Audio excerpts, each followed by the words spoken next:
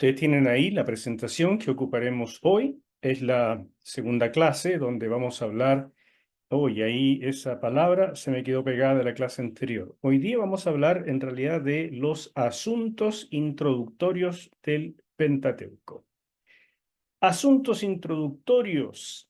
Siempre uso ese título para referirme a las cosas que uno debe conocer antes de empezar a leer un libro. Y en este caso, un libro de la Biblia. Ustedes deben saber que la Biblia no es solamente un libro, ¿no es cierto? Es una biblioteca, porque está compuesta por 66 libros. Y de esos 66 libros, cada uno tiene una historia. Cómo llegó a ser compuesto, quién lo escribió, en qué contexto histórico lo hizo, por qué lo hizo, qué propósito tenía, qué objetivo perseguía al escribirlo, cómo eran los receptores, qué problema o qué situación estaban pasando que ameritó que se escribiera determinado libro. Y eso hay que estudiarlo con cuidado cada vez en realidad que uno lee un libro, no importa eh, en qué época, pero por supuesto en la Biblia con mayor razón. De manera que hoy día nos vamos a enfocar en estos asuntos introductorios de todo el Pentateuco, como les dije la vez pasada, y por eso les mandé también un pequeño artículo sobre el canon, cómo se compuso el canon del Antiguo Testamento. Espero que haya sido de utilidad leer ese material y que no lo pasaran por alto. Yo se los mando precisamente para que les sirva y así queda mucho más fácil lo que vamos estudiando. Hoy nos vamos a enfocar en los asuntos introductorios de todo el Pentateuco porque están muy ligados para nosotros, porque somos personas y ya pueden ir anotando estas cosas, nosotros somos creyentes conservadores. Todavía tal vez eso no les suene del todo, pero es una definición que es importante. Y bueno, yo los englobo en este saco. Yo soy un creyente conservador. Espero que al final de esta clase ustedes me digan lo mismo, pero yo creo que sí.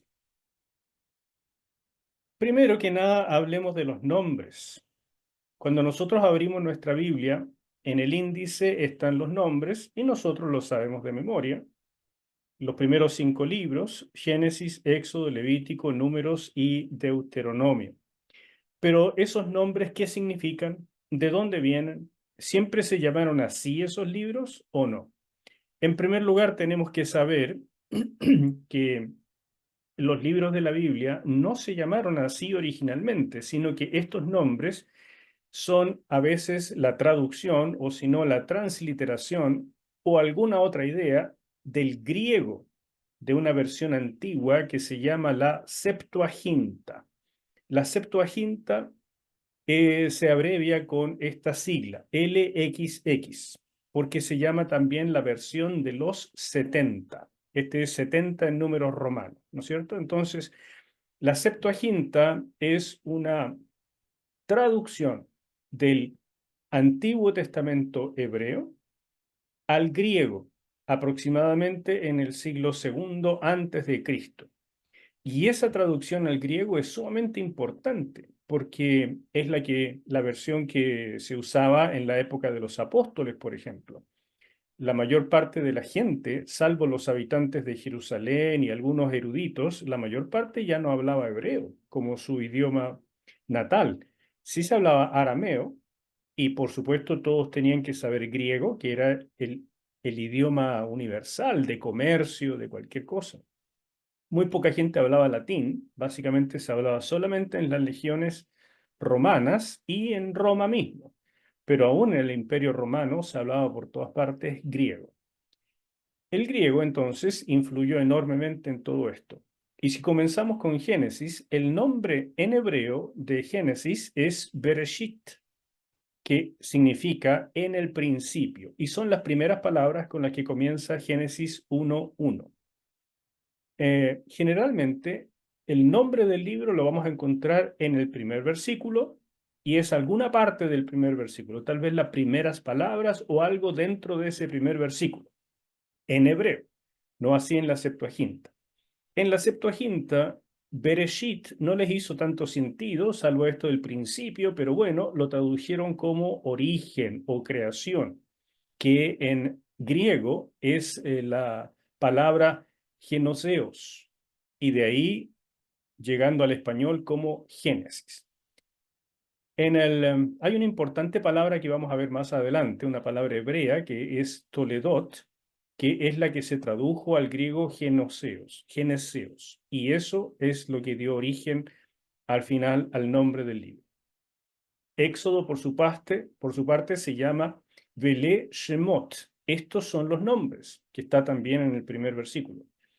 Pero en la Septuaginta se le puso Éxodo, porque es un sinónimo de la palabra salida.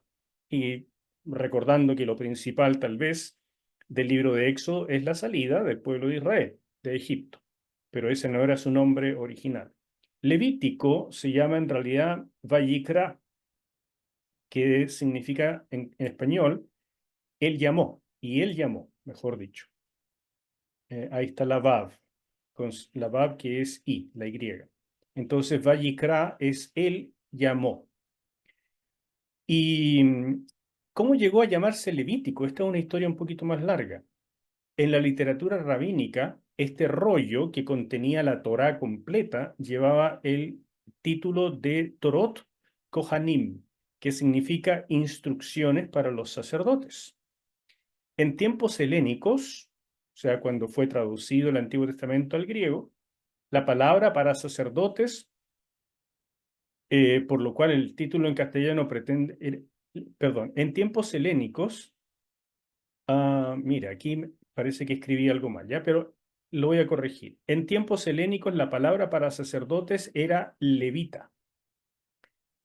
Y eso produjo esta confusión, porque el título en castellano pretende decir algo así como leyes sacerdotales o leyes de las ofrendas. Y por eso se mantuvo el nombre Levítico. ¿Se fija? Porque en esta época griega, en lugar de usar el hebreo, Torot Kohanim, entonces dijeron, bueno, estas son leyes para los levitas, aunque debieron haber dicho los sacerdotes. Y quedó así, como el Levítico. ¿Ya? Números se dice en hebreo Bet Midbar, que significa en el desierto.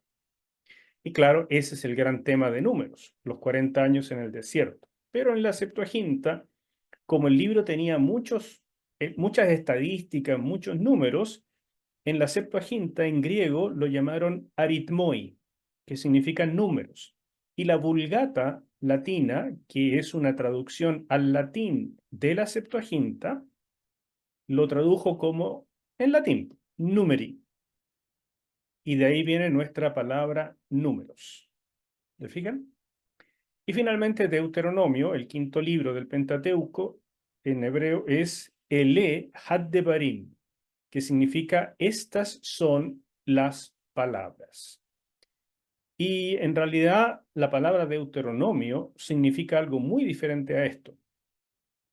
Deuteronomio es una composición de dos palabras, deutero, que significa otro, y nomion, de la palabra nomos, que significa ley.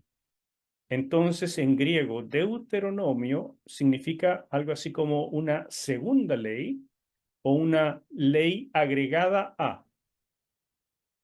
Y es un error colocar ese nombre, pero así quedó, porque Deuteronomio no es una segunda ley, sino más bien una exposición de la ley que ya existía. Deuteronomio está compuesto por 5 discursos que explican la ley que está contenida desde Génesis hasta Números.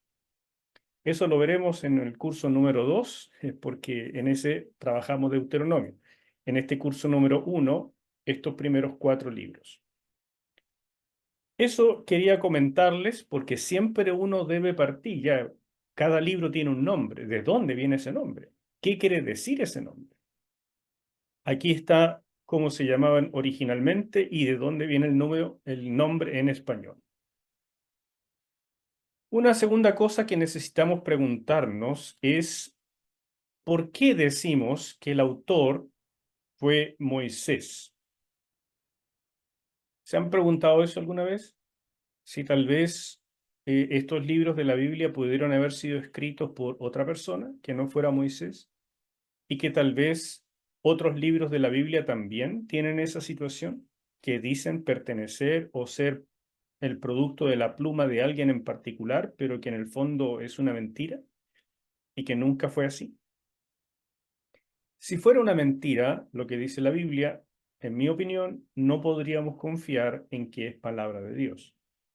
Pero hace ya mucho que todo esto que nosotros decimos ha sido puesto en duda. Y por eso es necesario, a pesar de que al final lleguemos a la conclusión de siempre, de que el autor sí fue Moisés, es necesario que nos demos una vuelta y que investiguemos, porque algunos dicen que no es así.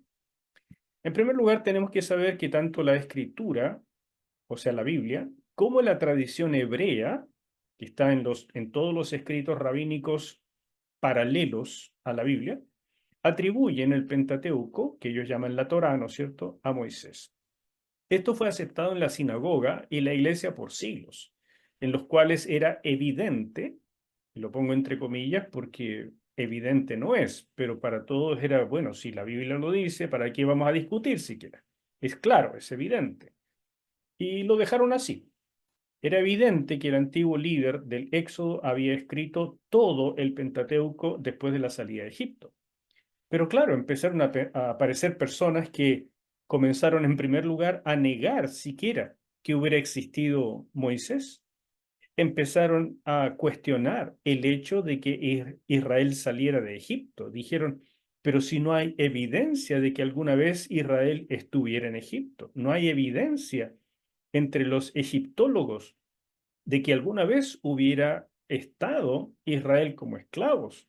Entonces, ¿por qué dicen ustedes que hubo un éxodo? ¿Por qué dicen que Moisés lideró este éxodo? Si no tenemos ninguna evidencia, aparte de la Biblia, de que Moisés hubiera existido.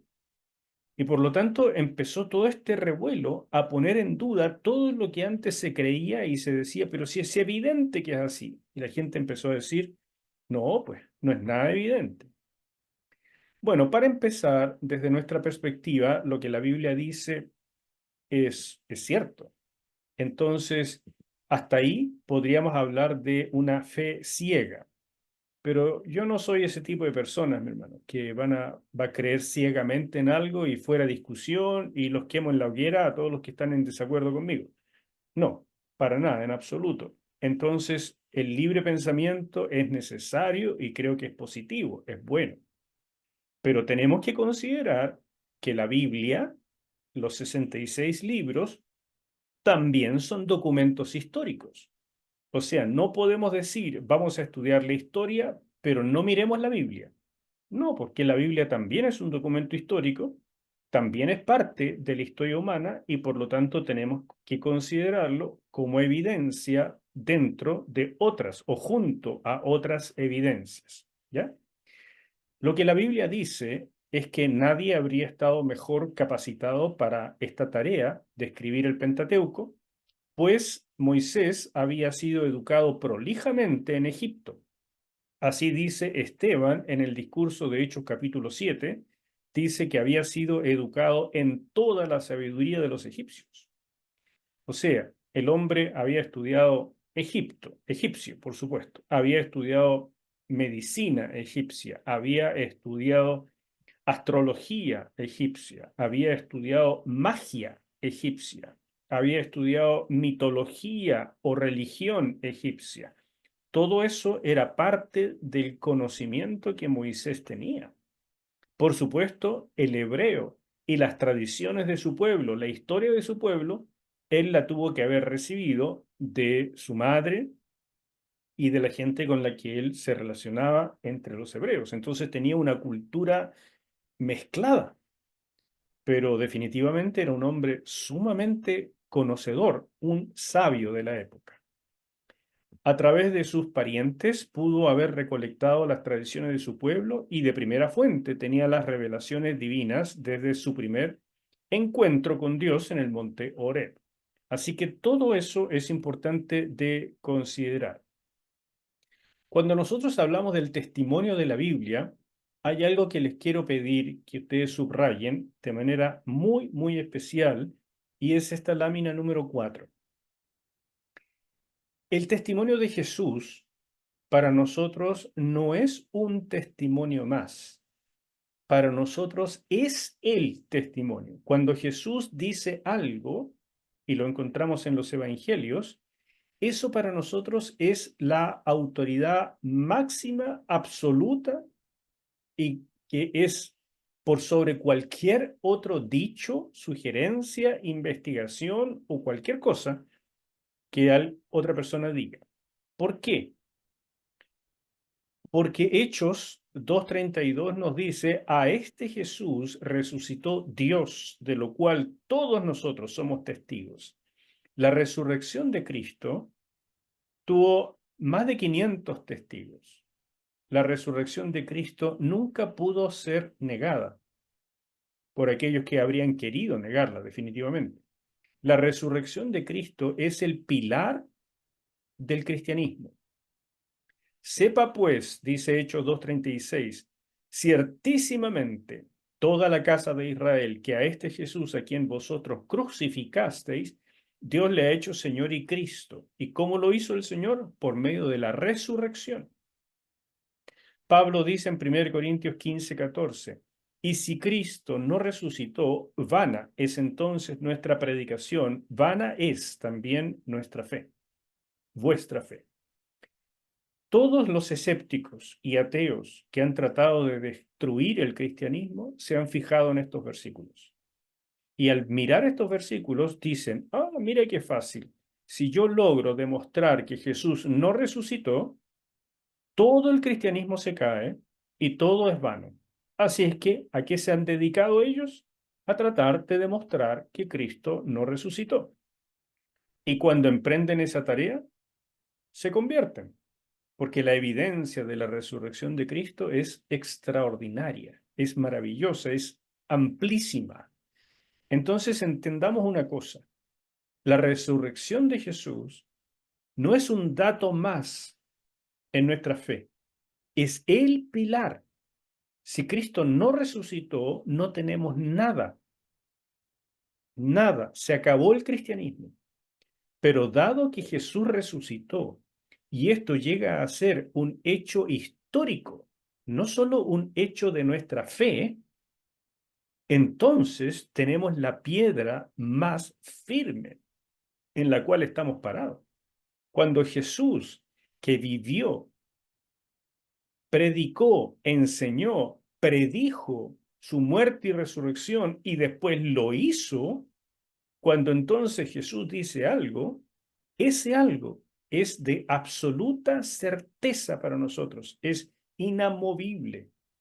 Yo prefiero creerle a Jesús, que murió por mí y resucitó para demostrar lo que hizo, que creerle a cualquier científico, a cualquier arqueólogo, a cualquier teólogo o lo que sea, porque ninguno de ellos tiene la menor solidez en comparación con la resurrección de Cristo. ¿Me siguen con este razonamiento?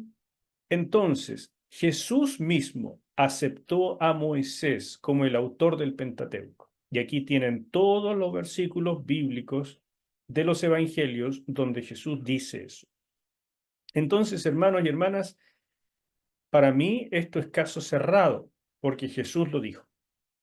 Sin embargo, para beneficio de ustedes y para beneficio de la gente que verá estos videos y por supuesto de los escépticos que siempre están poniendo en duda la mayor parte de las cosas, voy a continuar mostrando otras evidencias.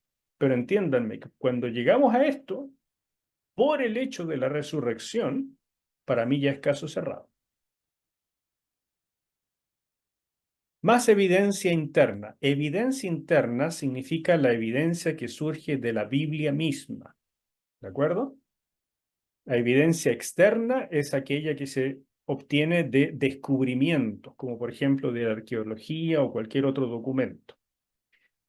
Entonces aquí tenemos más evidencia interna. Primero, lo que dijo Esteban, que ya lo vimos. En segundo lugar, Éxodo mismo, el libro de Éxodo, dice explícitamente que Moisés escribió asuntos específicos por mandato de Dios. O sea, Dios le dijo, por ejemplo, cuando tuvieron la rencilla con los amalecitas, le dijo, y ustedes lo pueden leer en Éxodo 17:14, le dijo, escribe esto que ha pasado, escribe esta situación. Entonces Moisés evidentemente escribió cosas que ocurrieron en el tiempo del Éxodo. Si escribió todas esas cosas, es natural pensar que al final las compiló y transformó todo esto en un libro. También escribió lo que el Señor le comunicó en el monte Sinaí, por supuesto, lo cual fue llamado el libro de pacto. Así se dice explícitamente en Éxodo 24:7. Lo mismo se dice nuevamente en Éxodo 34, cuando le da otra revelación acerca empieza toda la revelación del tabernáculo. El tabernáculo es un diseño que Moisés recibió directamente del Señor. Otras porciones del Pentateuco señalan también que Moisés fue el autor de Éxodo, como por ejemplo Deuteronomio 31. Lo mismo pasa en otros libros del Antiguo Testamento, que también atribuyen claramente los rollos de la Torá o de la ley a Moisés. Ustedes lo pueden leer en Primera de Reyes, en Nehemías, etc. Hay muchos otros libros, todos concuerdan en que los libros de la ley provienen de la escritura de Moisés. Y finalmente, Jesús, Pablo y todos los autores del Nuevo Testamento lo refrendaron. Esa es nuestra base fundamental. Esa es la evidencia interna. Ahora nos preguntamos, aunque Moisés haya escrito todo esto, ¿realmente se lo inventó o usó algún tipo de fuentes en algún momento? Y eso quiero comunicárselos también con claridad.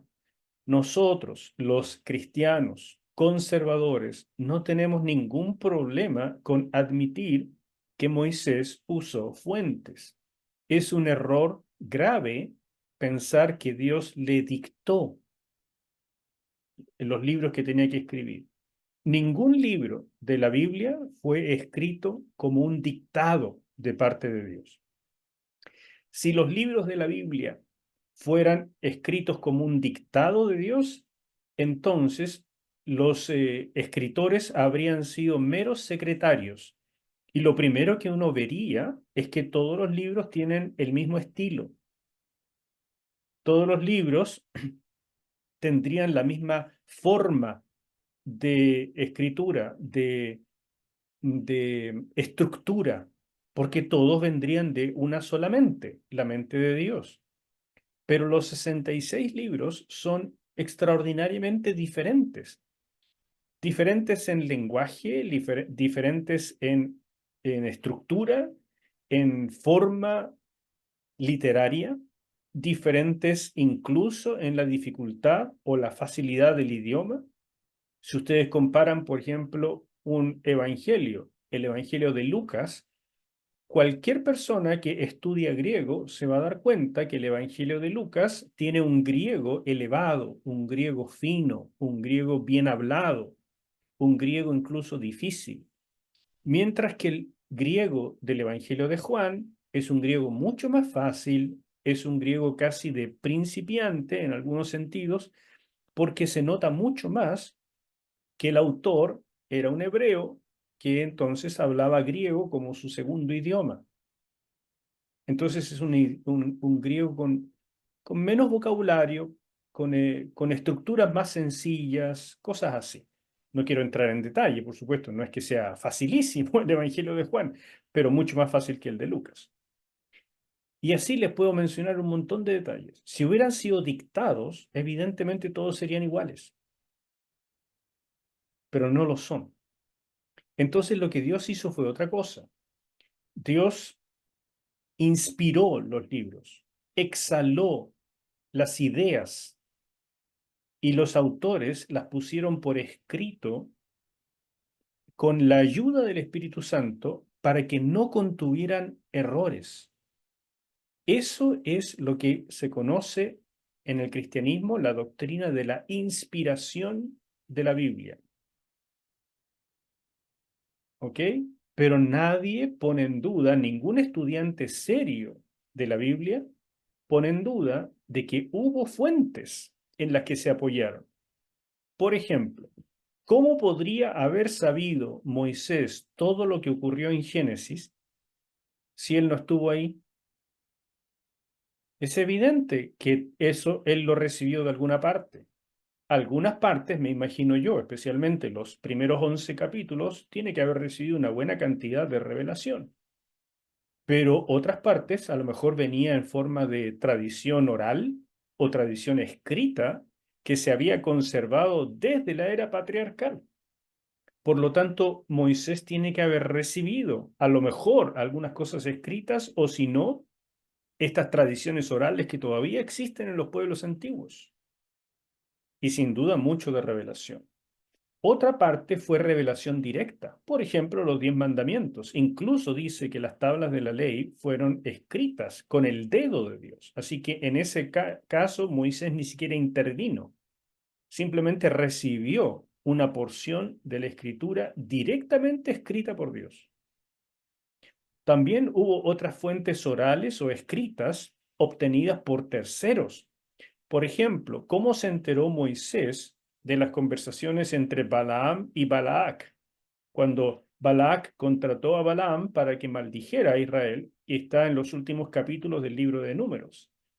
¿Cómo se pudo haber enterado Moisés de esas conversaciones privadas? Bueno, alguien se lo tiene que haber contado, y él lo consideró tan importante que lo incluyó. Entonces, ¿dónde está la revelación ahí? ¿Dónde está la inspiración? En que el Espíritu Santo intervino para evitar que lo que él escribiera contuviera errores, para que llegara a algo completo, bueno, hasta nuestra época. Y por supuesto también hubo edición y participación de terceros. Por ejemplo, al final del libro de Deuteronomio encontramos este pedazo que fue escrito después de la muerte de Moisés. Entonces también es súper evidente que no lo escribió Moisés.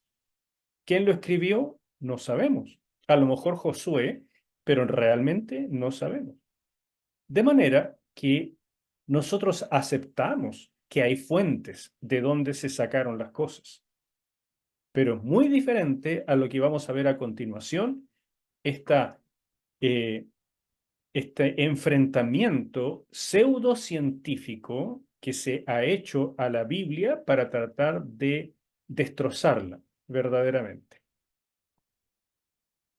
Como nota, para que ustedes sepan, esta es la manera en que se escribía en el mundo antiguo cuando quería la gente que algo perdurara, digamos, para siempre, lo escribían en piedra. Se pulía una piedra, se ponía lo más lisa posible y después se esculpía con un cincel.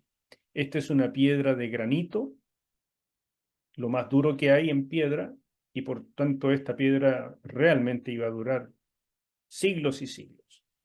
Pero esto es muy poco porque evidentemente andar transportando esto es bien complejo, ¿no es cierto?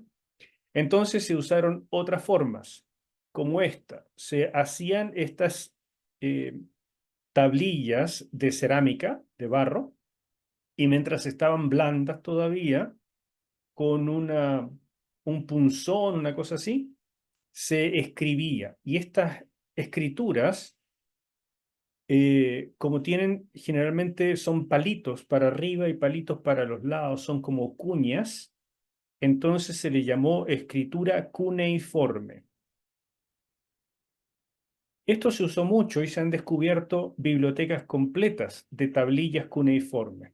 Y de esto se ha encontrado, por ejemplo, en la zona de Mesopotamia, de Siria, de Canaán. Se han encontrado bibliotecas que nos han permitido entender el pasado y sobre todo la religión cananea y la religión mesopotámica, porque todos los mitos están escritos en tablillas cuneiformes. Otra forma era la escritura sobre pergamino. El pergamino es un cuero, generalmente de oveja, pero podía ser de algún otro animal, que se trataba y se afinaba hasta que quedaba bien lisito y sobre eso se podía escribir con tinta. El pergamino tiene la gracia de que dura bastante, puede durar un siglo perfectamente, o más incluso, pero no es eterno. Entonces, ¿cómo se hacían las copias? Venía una persona y leía un texto que se quería copiar y había una cantidad de personas a su alrededor que escribían lo que él estaba dictando. Y esa era la manera en que se hacía la fotocopia en el pasado, ¿verdad? Y así elaboraban copias que podían llegar a diferentes partes. El pergamino se usaba mucho, pero es bastante caro, porque primero que es piel de un animal, hay que matar el animal, y segundo que requiere todo un proceso hasta lograr que quede adecuado para escribir. Y lo más común era el papiro. El papiro se saca de una planta que no sé si ustedes, sobre todo las mujeres, deben conocerla, ¿no es cierto? Hay mucho en nuestros jardines, el papiro. Bueno, en Egipto también había mucho de esto en el río Nilo y entonces se descubrieron que podían sacarle como hojitas a esta planta y si se le hacía un proceso de pegarlas una sobre otra, estirarla, bueno, todo ese asunto, se lograba una especie de papel y sobre ese papel se escribía. Genial, buena solución, pero claro, el papiro es frágil y dura muy poco. Entonces era bueno para un documento, cosas así, pero había que estar copiando y copiando constantemente los documentos porque se iban echando a perder. Esas eran las cuatro maneras en que en el pasado se transmitía el saber. Por lo tanto, es bien complicado preguntarse siquiera cómo recibió Moisés cosas. En la época de Moisés existía todo esto. Y lo más probable es que él llegara a recibir algo de estas dos cosas, pergaminos y papiros, eh, pero más que nada también tradición oral. Aquí comenzamos con la crítica a todo esto que nosotros decimos. Así que hago un pequeño alto para recibir sus preguntas. Mario, adelante. Sí, gracias, Pastor Enzo. Y bueno, yo soy un nerd, así que me encanta todo lo de las diferentes traducciones y me encanta aprender un poco más de la Septuaginta.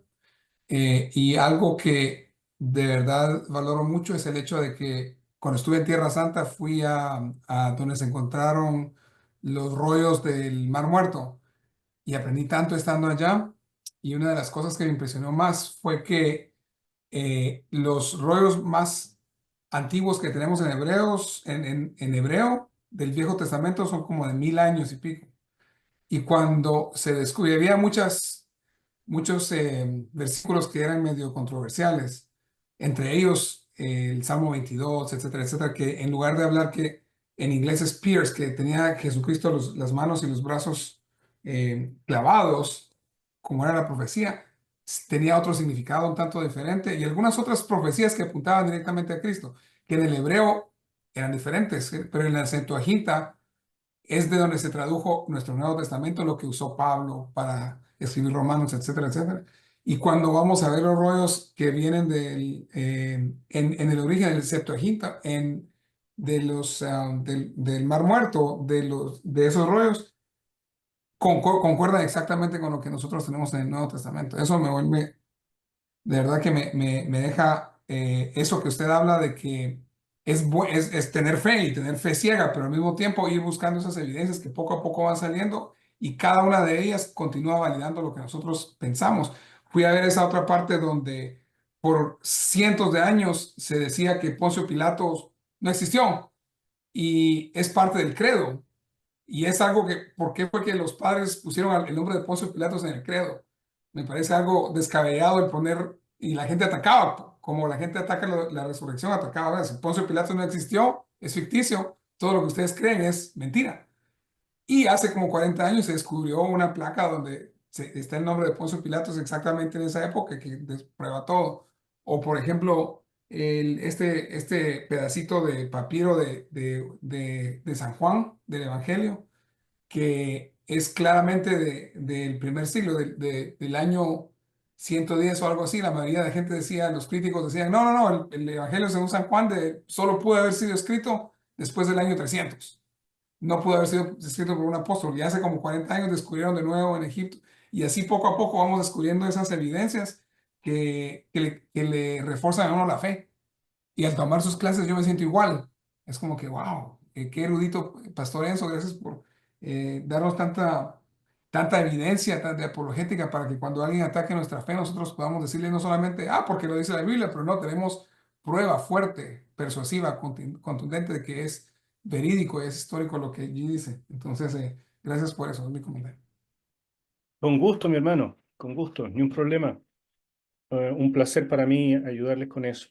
Ese pedacito de papiro que tú mencionas es el P46, que es un pedacito de papiro que es del siglo primero, es del año 90 aproximadamente, 95, no del siglo segundo. Y por eso fue tan importante ese descubrimiento. Pero se han descubierto papiros que son aún un poquito más tempranos que ese. Lo que demuestra que fueron escritos en el siglo primero. Es muy importante para nosotros, porque toda la Biblia, todo el Nuevo Testamento se cerró en el siglo primero. Quiero hablarles ahora de las posturas contrarias a la autoría de Moisés. O sea, todos aquellos que dicen que Moisés no fue el autor del Pentateuco. Y alguien me dirá, ¿y a mí qué me importa lo que diga, no? ¿Qué me importa que si Moisés fue o no fue? A mí me interesa el contenido de lo que dice. No, mis queridos, porque si la Biblia dice que fue Moisés y ustedes descubren que no fue Moisés, la Biblia nos está mintiendo. Y si la Biblia miente en una cosa, ¿cómo podemos estar seguros de que las otras cosas son verdad? Entonces la Biblia es un todo o nada. Es súper arriesgada la escritura al auto llamarse palabra de Dios, porque si es palabra de Dios, no puede contener ni una mentira, ni una falsedad. Y eso, mis queridos, pero hace reír a los críticos, porque dice, ahora vamos a encontrar, aunque sea una, pero no encuentran, realmente no encuentran. Y eso es lo fascinante. Cuando ustedes hablen de estas posturas contrarias, se van a llamar en los libros liberalismo teológico o este tema específico de la autoría de Moisés se va a llamar alta crítica o también se va a llamar la crítica documentaria porque habla de los documentos que no son de Moisés o también se va a llamar crítica de las fuentes o tal vez a veces no se usa la palabra crítica sino teoría. ¿Me siguen? Liberalismo teológico, alta crítica, crítica o teoría documentaria, crítica o teoría de las fuentes. Así ustedes van a encontrar en los libros el nombre. Después de la Reforma Protestante en el siglo XVI de nuestra era, y por el debilitamiento de la Iglesia Católica Romana, que produjo la Reforma Protestante, y otros movimientos intelectuales de la época, con un marcado escepticismo racionalista, comenzaron a promover el punto de vista de que el Pentateuco fue compilado a partir de varias fuentes. Eso fue lo primero que atacaron. ¿Se acuerdan que les mostré en una clase esta pirámide invertida? Y que evidentemente para matar toda la Biblia lo que había que atacar era la parte más débil, lo de abajo. Bueno, eso hicieron. Entonces atacaron con todo el Pentateuco y todavía hasta hoy la parte más atacada de toda la Biblia son los primeros 11 capítulos de Génesis y especialmente los primeros 3. Ahora bien, la Reforma Protestante contribuyó en producir un debilitamiento a la Iglesia Católica, porque claro, antes de esto, la Iglesia Católica regía con vara de hierro. Entonces, si alguien decía algo diferente, simplemente los quemaban vivos. Por lo tanto, aunque hubiera disidentes, nadie lo iba a decir. Pero después de la Reforma Protestante, también surgieron otros movimientos intelectuales que ya la Iglesia Católica no pudo perseguir como antes y por lo tanto empezaron a pulular diversas ideas. Y claro, empezaron a atacar la Biblia como casi como deporte. Y los movimientos más influyentes, que a lo mejor esto a ustedes no les importa, no sé, mis hermanos, pero la verdad es que desde mi punto de vista es extraordinariamente importante saber por qué se han producido estas cosas. Lo más influyente fue, en primer lugar, la Revolución Francesa en el siglo XVIII. Eso produjo, la Revolución Francesa desembocó en todo un movimiento que se llamó la Ilustración, un movimiento cultural e intelectual europeo que tuvo lugar desde mediados del siglo XVIII hasta principios del XIX. O sea, duró mucho y todavía hasta hoy tiene enorme, enorme influencia en el pensamiento humanista del mundo. ¿Y dónde empezó o dónde se afincó? En Inglaterra, Francia y Alemania, que son los países que más influyeron en todo el mundo posteriormente. En segundo lugar, la independencia de Estados Unidos en el siglo XVIII y de la mayoría de los países de América Latina en el siglo XIX debilitaron también con mayor fuerza a la Iglesia Católica. Cada vez se producían movimientos como herederos de la Revolución Francesa. Tenemos que tener un pensamiento más amplio, un pensamiento menos religioso, un pensamiento menos dogmático. Tenemos que poder ser más abiertos de mente. Y la verdad es que yo estoy de acuerdo en eso. Yo lo felicito. Hay que quitar el dogmatismo en todo sentido. O sea, uno puede ser un comunista dogmático y no ver la realidad de lo que el comunismo ha producido a través de más de 100 años. Eso para mí es una fe ciega en una ideología desastrosa. Y lo mismo puede pasar con la religión cristiana. Cuando uno tiene una fe ciega que no investiga nada, uno puede llegar al extremo de tratar de defender la fe y atacar y matar a los oponentes, incluso quemarlos vivos y llegar hasta la tortura y la crueldad en nombre de Dios. Algo que es totalmente contrario a nuestras creencias, de verdad puede pasar cuando las personas se independizan realmente de la escritura, de Dios, de la influencia del Espíritu Santo y siguen los patrones humanos defendiendo una creencia. Por supuesto, la guerra de secesión en Estados Unidos siguió el mismo patrón, ya estamos en el siglo XIX. Sigmund Freud tuvo una tremenda influencia con el psicoanálisis. Charles Darwin con la teoría de la evolución, una cosa que hasta hoy eh, ha intervenido, ha influido en todas las áreas del saber. El idealismo alemán en una postura filosófica que fue tremendamente influyente. Se desarrolló en Alemania a fines del siglo XVIII y comienzos del XIX. Y como nota cultural, simplemente los cuatro principales idealistas alemanes fueron Immanuel Kant, que yo me imagino que ustedes lo conocen, Johann, Johann Gottlieb Fichte, Friedrich Schelling, o Schelling, perdón, y Georg Wilhelm Friedrich Hegel. Este es de la dialéctica hegeliana. Estos hombres realmente tuvieron una influencia poderosísima. Cuando ustedes piensan en teología, normalmente van a pensar en lo que se enseña en un seminario o lo que se enseña desde un púlpito, porque ustedes son personas de iglesia. Pero cuando uno tiene la oportunidad de estudiar en un seminario, se da cuenta que la palabra teología está mucho más relacionada con la filosofía de lo que uno creía.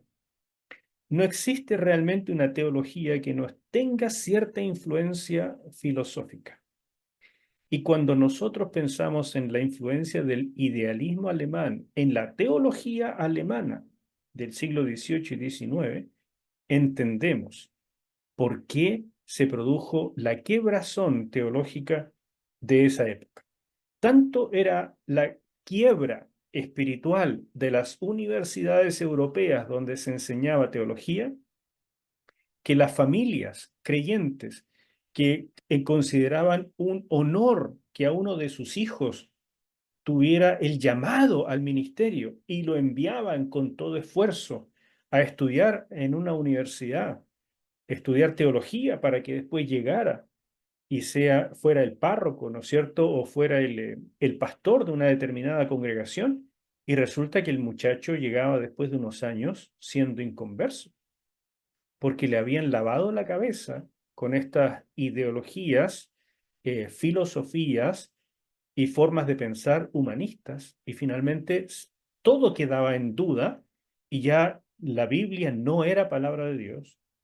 Jesucristo a lo mejor existió. Moisés definitivamente no existió.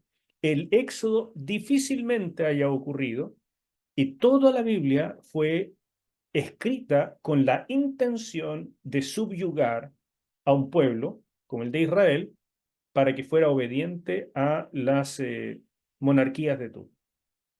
Cuando uno mira la Biblia así, hermanos míos, ya no queda nada.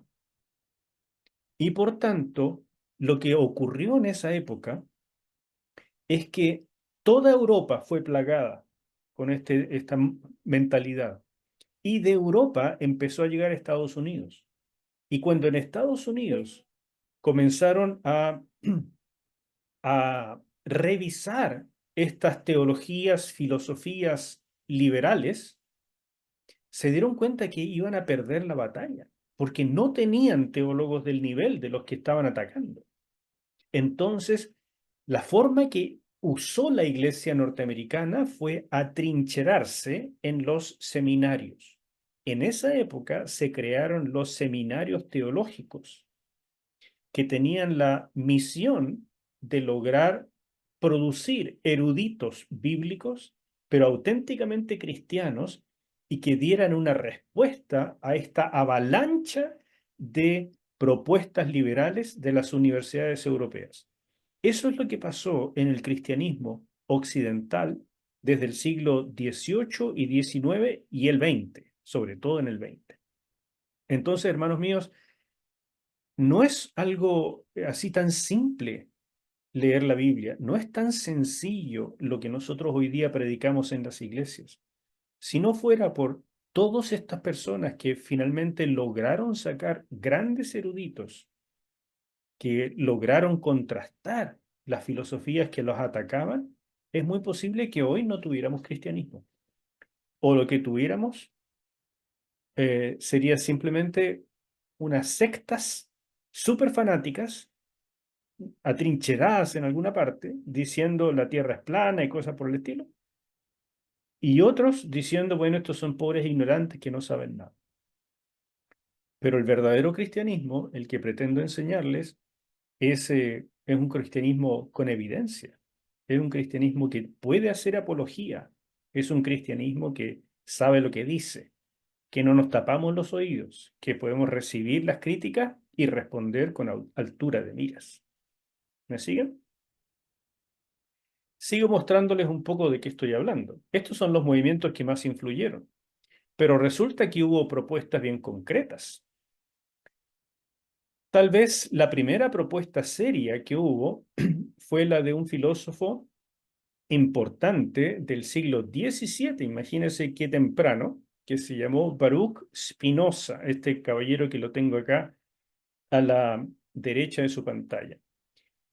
Este hombre propuso que el Pentateuco fue escrito por Esdras o una línea sacerdotal semejante, apoyada en recopilaciones de cientos de tradiciones, incluyendo tal vez, ¿no es cierto?, algunas del propio Moisés. Estas aproximaciones racionalistas desembocaron en la primera teoría documentaria para el Pentateuco, que fue propuesta no por Baruch Spinoza, sino por Jean Astoc, que es un francés que también es del siglo XVIII, cuando lo escribió, en 1753. Él fue un médico, autor de importantes obras sobre la sífilis y las enfermedades de transmisión sexual, o sea que ni siquiera era teólogo, pero como los hombres estudiados en aquel tiempo, todos tenían cierto entrenamiento en teología, porque eso era obligatorio en las universidades, un poco de entrenamiento en teología y en latín, entonces finalmente todos creían que podían hablar de todo. Y y estas mentalidades filosóficas comenzaron a destruir verdaderamente lo que se creía acerca de la Biblia. Hasta que, 124 años después de esos primeros intentos de Astruc y de Spinoza, vino el que dejó huella en esto. Y este es el primero que dejó huella, pero no es el último. Después de 124 años, los eruditos, por supuesto, debatieron y desarrollaron esa idea, pero finalmente este caballero, Julius Wellhausen, un alemán, que Julius Wellhausen fue un teólogo protestante alemán, experto en culturas orientales. Perteneció a la escuela de la historia de las religiones y contribuyó al movimiento de la antigua búsqueda de Jesús, del Jesús histórico. Si no saben a qué se refiere esto, no importa para esta clase, pero el punto es que era un erudito de alto nivel de teología protestante en la Alemania del siglo XVIII y entrado el siglo XIX. En 1877 sacó su meticulosa teoría documentaria que ha influido hasta nuestros días. Hoy en día nadie toma la teoría de Wellhausen como completamente cierta, porque ha pasado mucha agua bajo el puente. Muchos han propuesto cosas, pero la verdad es que el estudio es impresionantemente grande y cualquiera se desanimaría siquiera de empezar este estudio. Por lo tanto, la gente no, ni siquiera lo empezó y tomaron, bueno, entonces estuvimos siempre equivocados, siempre nos mintieron y la verdad es que la Biblia nunca fue escrita por los que decíamos, sino que fue otro el asunto. ¿Qué decía Wellhausen? Y si a ustedes les está pareciendo un poquito así más aburrida y fome esta clase, imagínense lo que es leerlo de primera mano y tener que resumirlo. Así que ténganme paciencia nomás, ¿ya? Y aguántense, porque esto es lo que necesitan de, creo yo, saber, al menos en un pequeño resumen. Wellhausen dividió el Pentateuco en lo que supuso fueron las 4 fuentes que le dieron origen y la representó mediante las letras J, E, D y P. ¿Por qué? La fuente J, nombrada así debido a su preferencia, esta fuente, por el uso del nombre de Dios. El nombre de Dios en hebreo es Yahvé, pero los alemanes usan la J nuestra para pronunciar la letra Y, ¿entienden? La Y. Ellos no, la Y en alemán no suena así. Entonces, en alemán, ellos dirían Jehová, en alemán. Y por eso se produjo este asunto. Si hubiera sido un inglés, por ejemplo, habría sido la fuente Y. ¿Ya? Una pequeña aclaración. Wellhausen supuso que esta fuente habría sido escrita en el Reino del Sur, en Judá, alrededor del año 850, o sea, ya entrada en la monarquía de Israel.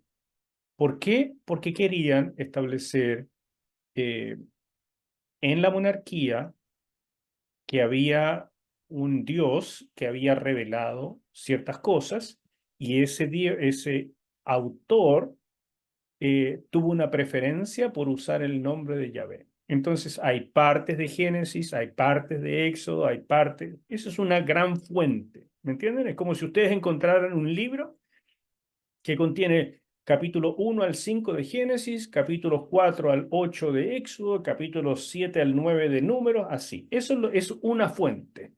¿Y cómo la reconocieron? Por la preferencia en el uso del nombre de Yahvé.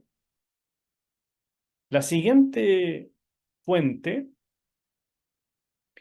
es el material E, nombrado así por su preferencia por el uso de la palabra Elohim, que significa Dios, y habría sido escrito en el Reino del Norte, en Israel, cerca del año 750 a.C. Después, estos dos documentos habrían sido combinados en uno solo alrededor del año 650 a.C. por un redactor o editor desconocido, resultando en un nuevo material que se conoce como el JE. El documento D es más tardío, procedente supuestamente de una escuela deuteronómica, una escuela que nunca se ha encontrado, no hay ningún registro de eso, pero ellos suponen que debe haber existido una cosa así y por lo tanto le pusieron letra D. Dicen que fue compuesto, ¿no es cierto?, bajo el sumo sacerdocio de Hilcías, que ustedes lo pueden encontrar ahí en 2 de Reyes 22, alrededor del 621, como parte de las reformas del rey Josías. Estos son hechos históricos. Este sacerdote, sumo sacerdote y el rey son hechos históricos. Pero todo lo demás son supuestos. Esta escuela deuteronómica habría sido también responsable por retrabajar los libros de Josué hasta Reyes. Y finalmente, la fuente P, que surge del alemán Priester o del inglés priest, sacerdote, y corresponde al trabajo de sacerdotes como Esdras, más el código de santidad contenido en el libro Levítico, conocido como H, por el alemán Heiligkeit o el inglés Holiness, santidad. Esta última fuente data entre los años 570 y 445 a.C., donde se habría originado la idea de nación teocrática para Israel, las genealogías, los rituales y los sacrificios. Como ustedes ven, según estos caballeros, todo el Antiguo Testamento fue escrito mucho después de cuando nosotros pensamos. Fue escrito, según ellos, casi cuando terminó la época del Antiguo Testamento. Y fue escrito con una tendencia, con un objetivo completamente malsano.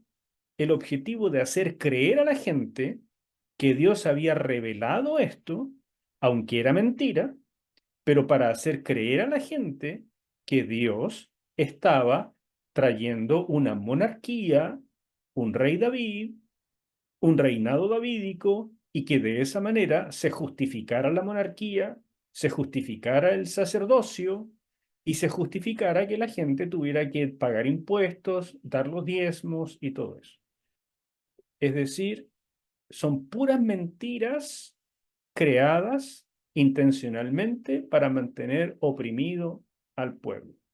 Eso es lo que estas personas creen que es la Biblia. ¿Qué les parece? Si ustedes creen esto, mis queridos, no hay más Biblia. No podríamos conversar. Si ustedes creen esto, yo no tengo nada que predicar, porque todo lo que dice la Biblia es una mentira inventada para dominar a los ignorantes. ¿Se dan cuenta? Estas teorías, y les estoy hablando de la primera teoría, después de esta han habido muchísimas. Esta primera teoría destruyó la Biblia y los cristianos tuvieron que rearmarse para volver a creer lo que creemos hoy, o al menos los conservadores, de que la Biblia realmente es palabra de Dios. Ahora viene lo que yo considero más entretenido de esta clase. Desde la época de Wellhausen en adelante, el Pentateuco fue analizado con mucho escepticismo. Diversas disciplinas críticas pretendieron aplicar una mirada más científica al estudio de estos textos antiguos, dando lugar a grandes avances en los estudios bíblicos. Y eso, hermanos, hay que reconocerlo. Porque antes de esto prácticamente no se estudiaba nada, ni los idiomas originales, ni había arqueología bíblica, ni nada de eso. Esto produjo tremendos avances. Por ejemplo, los diccionarios bíblicos que tenemos hoy son el resultado de este intento científico por acercarse a todo lo antiguo. Y todos los descubrimientos arqueológicos que a la postre han venido a reforzar la fe cristiana son el resultado de este intento de lograr exactamente lo contrario. Pero al final, como ellos simplemente no pudieron encontrar las evidencias en contra, las encontraron a favor. Pero ¿cuál es el problema de esto? Que yo comparto 100%, hermano. Tenemos que mirar las cosas con ciencia, científicamente, o sea, con método, no a la loca. ¿Cuál es el problema?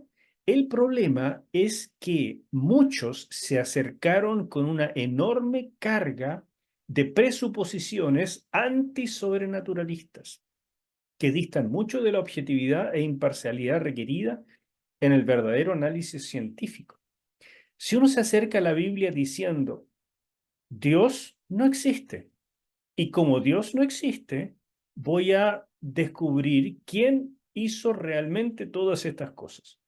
Eso no es una mirada imparcial, porque ya estoy dando por hecho que algo es, que lo que es, que Dios no es, que Dios no existe.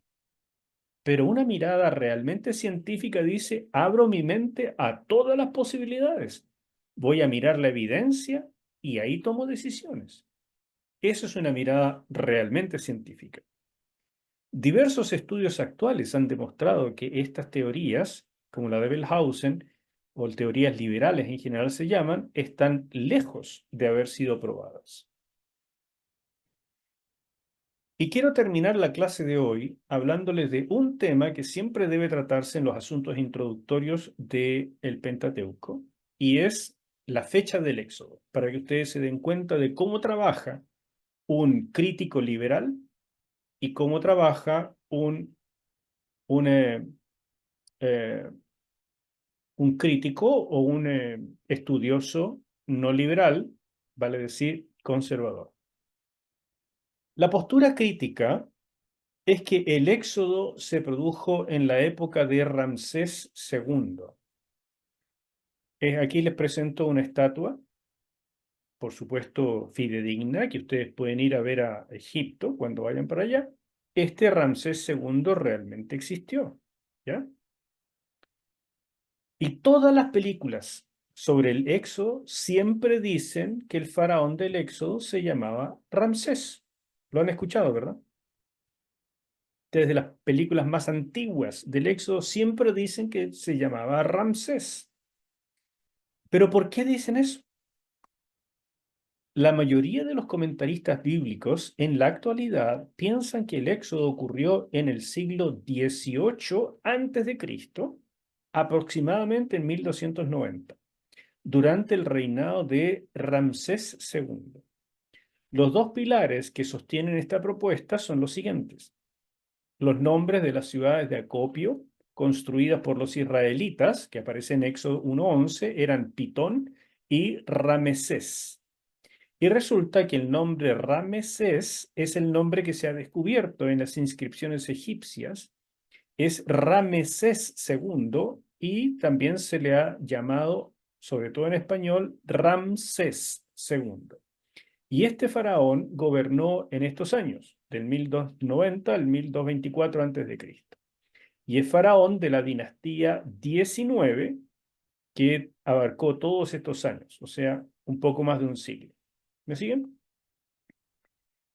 Los descubrimientos arqueológicos en la región de Palestina han hecho pensar a algunos que los datos de la conquista de Canaán cuadran más o menos con los hallazgos correspondientes al siglo XIII antes de Cristo. Y por lo tanto, sería lógico que hubiera sido Ramsés II el faraón del Éxodo. ¿Ya? Esos son los dos pilares fundamentales. Así es que los críticos liberales dicen, algunos dicen definitivamente Moisés no existió y el Éxodo tampoco. Pero bajo la carga de evidencia que tenemos, otros críticos liberales dicen, bueno, ya, sí, existió. Pero tiene que haber sido en el siglo XIII, en la época de de Ramsés II. ¿Por qué dicen eso? Porque no creen lo que dice la Escritura. Entonces, si es que hubo un éxodo, tiene que haber sido en esta fecha, porque hemos encontrado algunas cosas en Canaán que podrían cuadrar con una gran invasión en aquella época y grandes destrucciones de ciudades en aquella época. Entonces, dado eso, tiene que haber ocurrido en el siglo XIII. Pero resulta que los conservadores pensamos diferente. Los conservadores decimos, no, pues señor, la Biblia nos da la fecha del Éxodo. Entonces, si la Biblia lo da y Jesús lo avala, yo creo eso. Fíjese lo que dice la Biblia. Quienes piensan que los antecedentes aportados por la Biblia deben ser entendidos literalmente, a menos que el texto mismo sugiera un uso simbólico, sostienen que el Éxodo se produjo en el siglo XV antes de Cristo, no en el XIII, específicamente en la fecha esta, 1446 antes de Cristo. ¿Y por qué decimos esto? Porque eso corresponde a la dinastía 18, no a la 19, de Egipto, que abarcó prácticamente 2 siglos, mientras reinaba el faraón Amenhotep II, que gobernó del 1450 al 1425 a.C. ¿Y por qué decimos esto? Porque hay dos pilares muy importantes. El primero es el antecedente bíblico de Primera de Reyes 6:1, que dice que el éxodo ocurrió 480 años antes del cuarto año del reinado de Salomón. Y resulta que el cuarto año del reinado de Salomón lo conocemos bien por otras fuentes y es el año 966 antes de Cristo. Entonces, si ustedes suman 966 más 480, da 1446 antes de Cristo. El otro pilar es Jueces 11:26, que dice que Israel ya llevaba 300 años asentado ahí, y ese es un poquito más difícil de usar. Ustedes los ven acá, estos versículos, pero al final llegan a la misma fecha. Vamos a quedarnos con este, Primera de Reyes 6:1, que dice que en el año cuarto del reinado de Salomón, desde ahí, contando para atrás, 480 años antes, se produjo el Éxodo. ¿Qué significa eso para nosotros? El texto de Primera de Reyes 6:1 sitúa el Éxodo en 1446 y señala entonces, haciendo simples matemáticas, que Tutmosis I, este caballero de acá, que gobernó del 1526 al 1512, fue el faraón a cargo de la opresión durante la infancia de Moisés. Este sinvergüenza es el que mandó a matar a los niños recién nacidos de Egipto, de los hebreos en Egipto. ¿Cómo lo sabemos?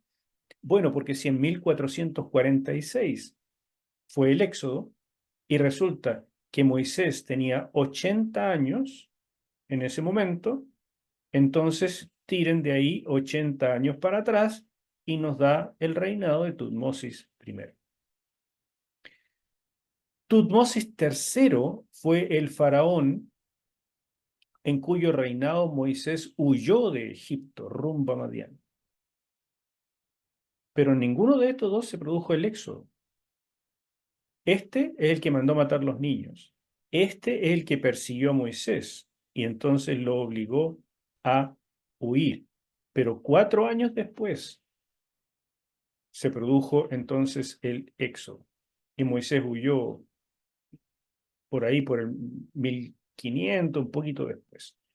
¿Ya? 1494, por ahí huyó, porque estuvo 40 años en Madián.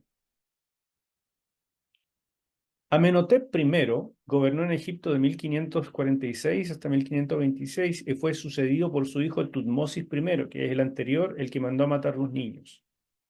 Según los antecedentes bíblicos, Moisés nació aproximadamente en 1526 a.C., cuando Tutmosis I comenzaba su reinado, o al finalizar el de su padre. En consecuencia, Tutmosis I habría sido uno de los faraones mencionados en el libro del Éxodo, el que fue famoso por matar niños. Su hija, Hatshepsut, es esta señorita que tengo acá, que también es un personaje histórico. Era la esposa de Tutmosis II y madrastra de Tutmosis III. Esta tiene que haber sido la princesa que recogió a Moisés del Nilo y lo prohijó. En egipcio se llamaba Madkara Hatshepsut. Cuando murió Tutmosis I, el que mandó matar los niños, lo sucedió su hijo Tutmosis II, que era el esposo de Hatshepsut y medio hermano de Hatshepsut, porque se casaban entre ellos.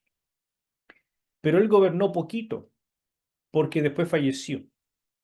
Para esa época, su hijo Tutmosis III era todavía muy joven, por lo cual Hatshepsut tomó a su cargo el gobierno de la nación en la forma de corregencia, y eso explica por qué Moisés estuvo en Egipto tanto tiempo, muy bien posicionado en la corte, ya que igual se considera que Tutmosis III gobernó, aunque era joven, ¿no es cierto?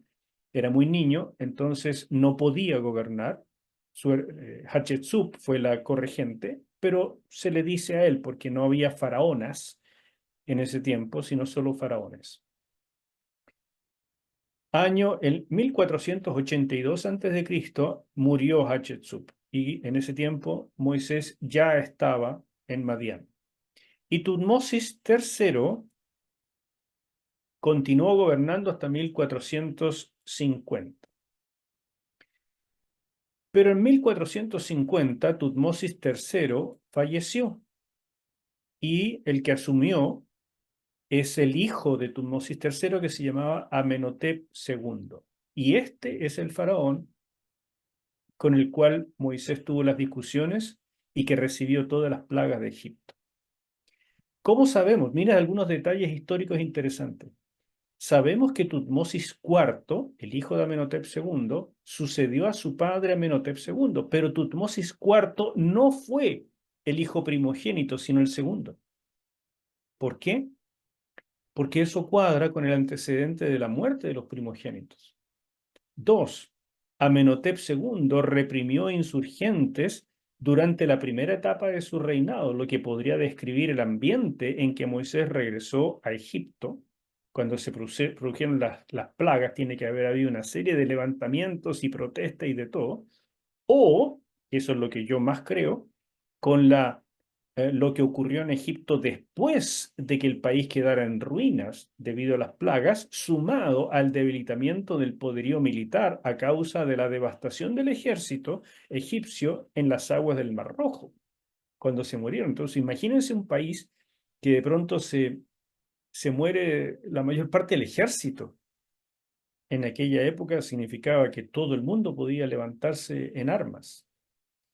Varios faraones, además de la dinastía 18, que es la que estamos enfocando, emprendieron grandes proyectos de edificaciones. Eso podría ser la razón por la que los israelitas fueron forzados a fabricar ladrillos a gran escala. Estas tres evidencias históricas cuadran perfectamente con la idea de que el éxodo ocurrió en el siglo XV a.C. Y esa es la manera en que razona un erudito conservador. Mira las evidencias y no queda prejuiciado por lo que dicen otros, sino que dice, a ver, lo que la Biblia dice es cierto. La Biblia dice que fue 480 años antes del cuarto año de Salomón. Hagamos la calculadora, hagamos la cuenta. Eso nos da 1446. Ahora miremos el siglo XV antes de Cristo. ¿Es posible que el éxodo se produjera ahí? Y empezamos a darnos cuenta de todas estas evidencias. Y por lo tanto decimos, wow, no hay ningún impedimento para que la Biblia fuera correcta. Es más, las evidencias de Canaán del siglo XV y no el XIII son las mejores para hablar de la conquista bajo Josué, porque los eventos históricos ocurridos en la tierra de Canaán en el siglo XIV, porque ustedes se dan cuenta que el XV termina en 1400 y ahí es la conquista, así que la conquista fue empezando el XIV para adelante. Según el registro arqueológico, se pueden explicar por la conquista bajo las órdenes de Josué.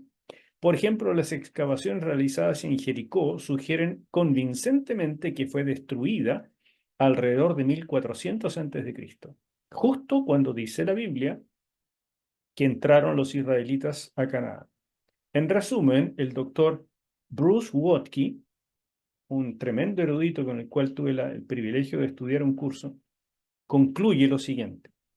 Toda la evidencia acreditada de artefactos en Palestina apoya el registro literario de que la conquista ocurrió en el tiempo especificado por los historiadores bíblicos, o sea, 1400 a.C. Cuando uno logra esto, mis hermanos, tiene una fecha segura O sea, la fecha segura primera es el cuarto año del reinado de Salomón. Eso es seguro. 966 antes de Cristo. Entonces, a eso le sumamos los 480 años que dice la Biblia. Llegamos acá, 1446. Ya tenemos dos fechas seguras. Ahora nos fijamos en otro versículo, Éxodo 12:40. El tiempo que los hijos de Israel habitaron en Egipto fue 430 años. Entonces le sumamos 430 y llegamos a esto, 1876. ¿Qué significa esta fecha? Cuando entró Jacob a Egipto. Ahí está. Teniendo esta fecha segura, miramos las edades que dice la Escritura, y aquí están los pasajes. Y entonces nos damos cuenta que Jacob nació cuando Isaac tenía 60 años, eso dice acá. Entró a Egipto Jacob cuando tenía 130 años, como dice acá, y murió a los 147 años, como dice acá. Tomando esta fecha segura, hacemos todos los cálculos y resulta que podemos calcular la fecha de todos los patriarcas desde Abraham hasta José. Así de importante es un dato bíblico, un dato histórico. Y los eruditos bíblicos no se ponen a negar los datos que la Biblia aporta, sino que los usan como fuente. Y usando eso, se logran todos los descubrimientos que hoy tenemos y que nos dan tremenda firmeza en nuestra fe. Por último, y aprovechando todo esto, nos damos cuenta de lo siguiente.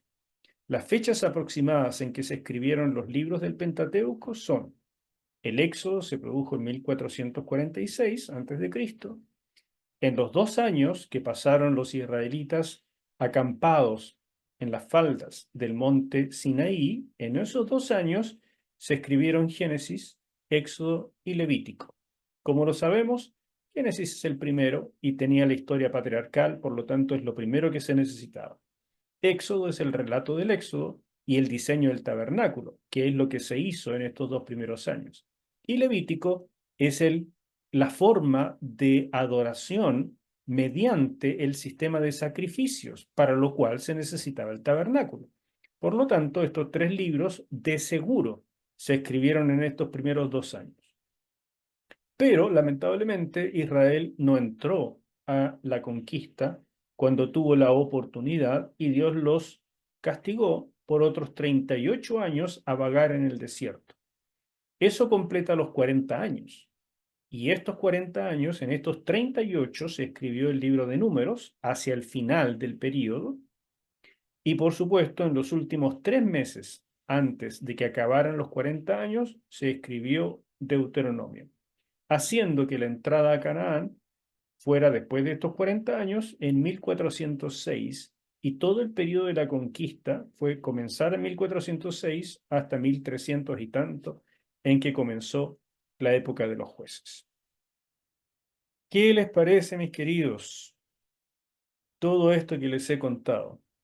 Yo sé que no es la literatura más, o sea, la clase más emocionante que han tenido en su vida, pero creo que es una clase necesaria y por eso no me arrepiento de habérselas hecho, aunque tal vez los perdí un poco. Pero creo que es absolutamente necesaria para que ustedes entiendan que lo que nosotros tenemos delante de nuestros ojos, eso que llamamos Biblia, ha sido atacada hasta el cansancio y se ha defendido solita, como el mismo eh, como el mismo Jesús, nuestro Señor Jesús dijo: si ustedes callan, las piedras hablarán.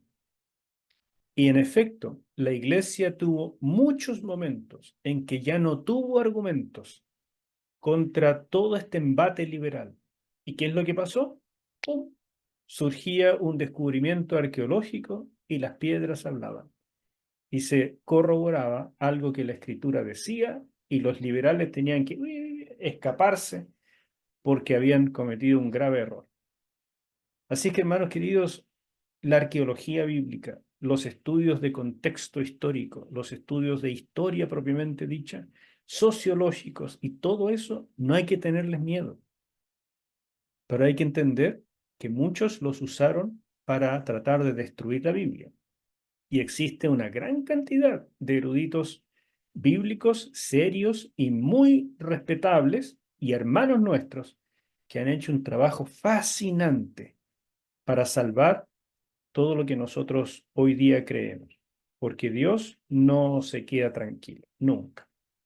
Esto ocurrió más o menos desde el año 1940, 1945 en adelante, cuando se descubrieron los rollos del Qumran que mencionaba hace un rato el hermano Mario. Desde ahí en adelante también empezaron a surgir grandes eruditos conservadores con argumentos sólidos que pudieron contrarrestar y darnos los fundamentos que hoy manejamos. Hasta aquí, no hablo más porque ya me estoy quedando sin voz. ¿Preguntas o comentarios? Rodrigo levantó la mano, después Gretel. Adelante. Hola, buenas noches a todos.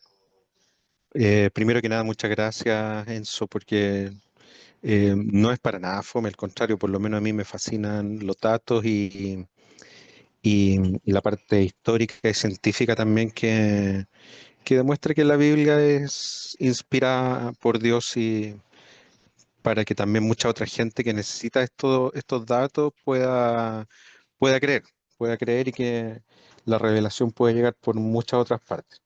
Amén. Hacer un pequeño comentario que efectivamente, gracias a Dios, pudimos visitar con mi esposa Tierra Santa y en Jericó tuvimos un guía que era un arqueólogo, que es musulmán de hecho, y no es cristiano, por lo tanto, y él corrobora arqueológicamente la historia que sale en la Biblia, que la destrucción de la ciudad se produjo desde adentro hacia afuera y evidencia arqueológica que demuestra que los muros de Jericó fueron destruidos desde adentro hacia afuera y que obviamente es lo que conocemos nosotros en la Biblia. Así que hay gente que incluso no es cristiana que puede corroborar que la historia que aparece es como lo dice la Biblia. Eso quería solamente agregar Fascinante. para aportar un granito. Tremendo aporte, Rodrigo. Muchas gracias. Fascinante. Yo tengo que hacer ese viaje alguna vez a Palestina. A Canaán, prefiero Palestina. Gretel, adelante. Quería preguntarle otra cosita, que sería sobre los 2 años en que se escriben estos tres libros, ¿verdad? Génesis.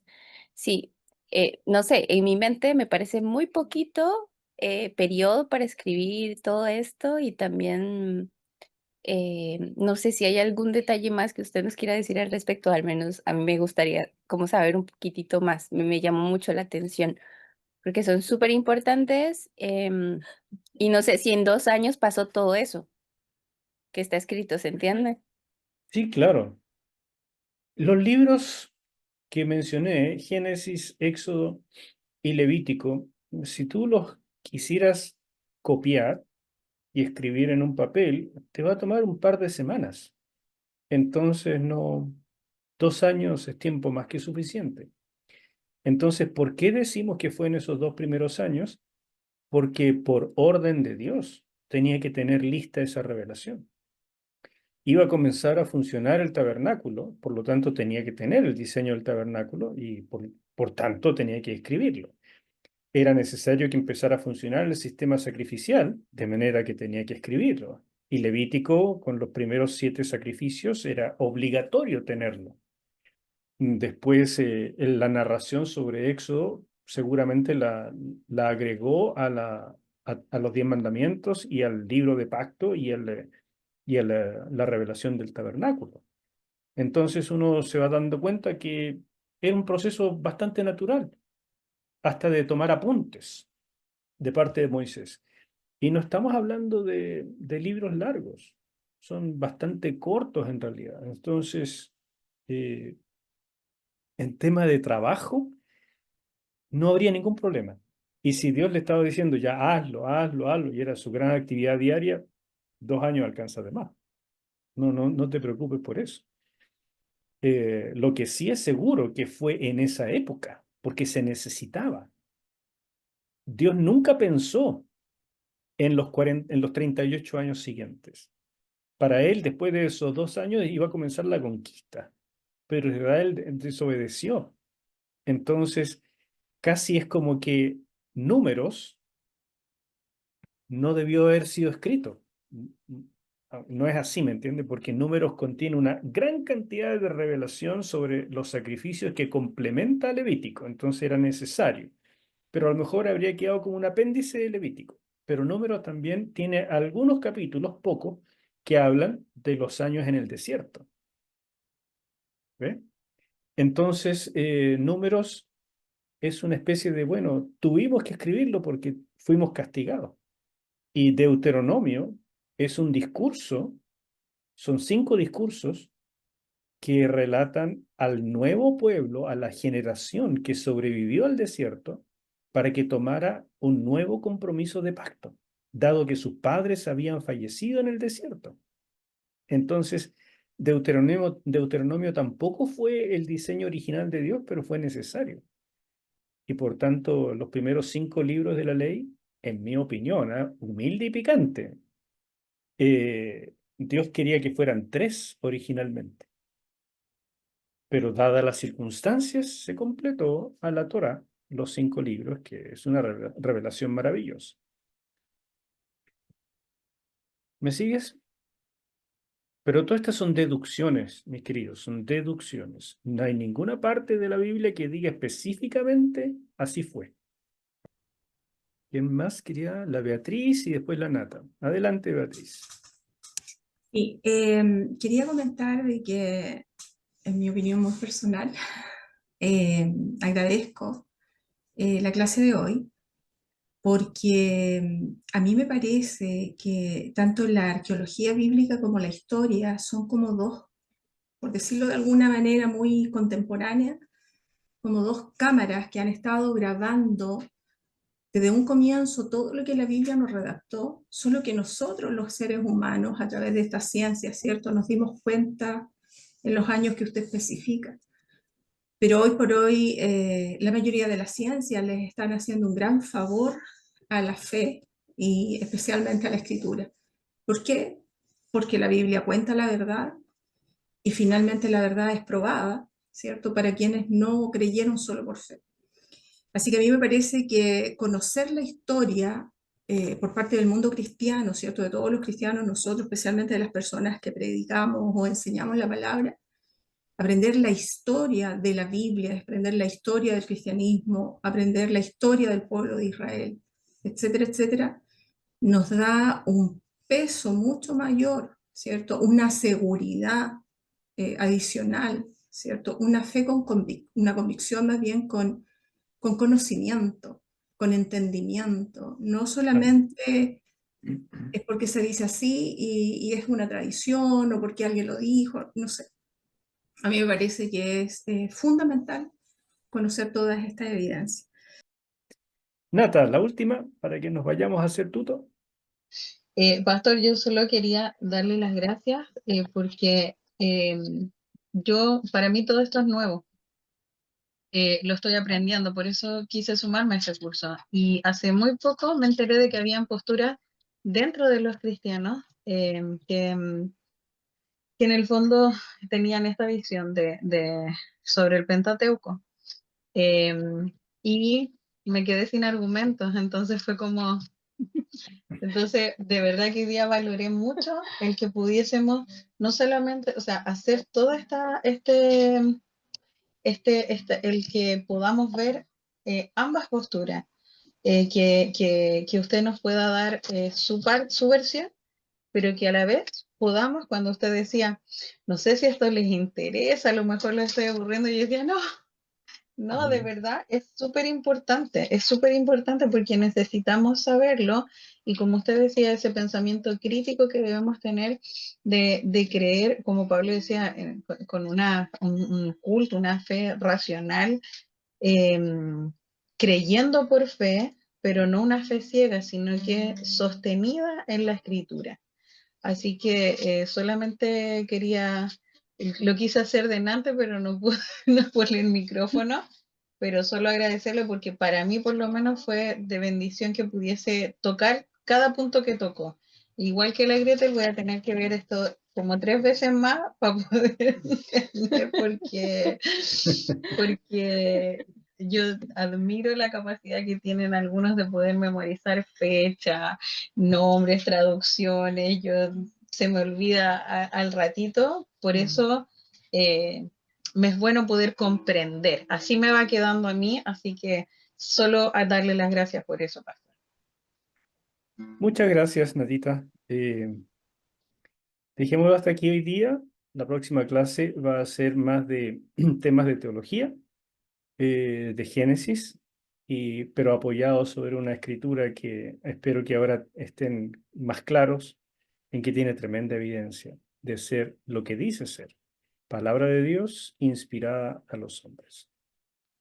Eso, mis queridos. Dios les bendiga. Un gran abrazo a todos y nos vemos Dios mediante la semana que viene. Chao, chao. Chao, Buenas gracias. noches. Gracias, gracias. Chao, chao, bendiciones.